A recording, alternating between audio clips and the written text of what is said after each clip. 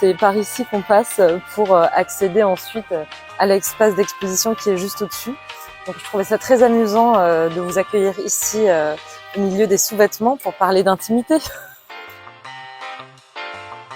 C'est une installation vidéo, donc comme tu le dis, en 3 écrans, qui s'appelle Liquid Love is Full of Ghosts, et qui aussi montre une sculpture en néon et en résine.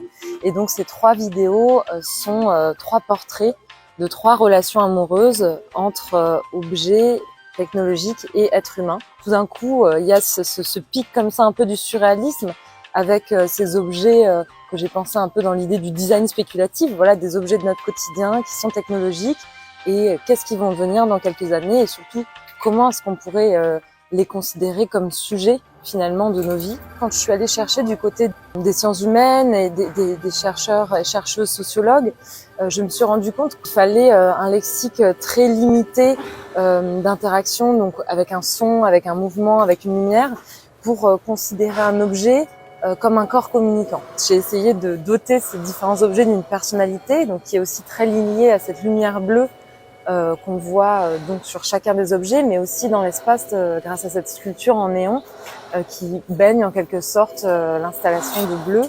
C'est presque des objets de soins en fait, qui nous permettent à la fois de nous émanciper, de prendre un moment pour soi, de se reconnecter à son corps, de pallier à la solitude, au manque de l'autre. Et puis il faut pas voir ça comme quelque chose de définitif ou d'enfermant.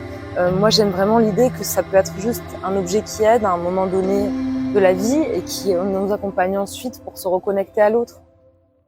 En travaillant sur les Love Dolls japonaises, ce qui m'avait vraiment marqué, c'était que donc les utilisateurs de Love Doll créent une relation vraiment émotionnelle et charnelle avec ces objets, qui remplacent un autre absent en fait, comme des artefacts. Et ils disaient tous, quasiment majoritairement, que la première chose qui leur manquait chez l'autre, dans la présence de l'autre, c'était le toucher de la peau.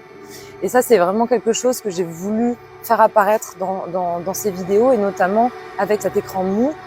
J'imagine dans un futur proche, puisse être doté de la capacité de recréer le toucher de la peau si on choisit par exemple le profil d'une personne ou une vidéo en ligne, que ce soit des écrans tactiles au premier sens du terme. Maintenant que je vous ai parlé de mon projet, je vous emmène voir l'exposition.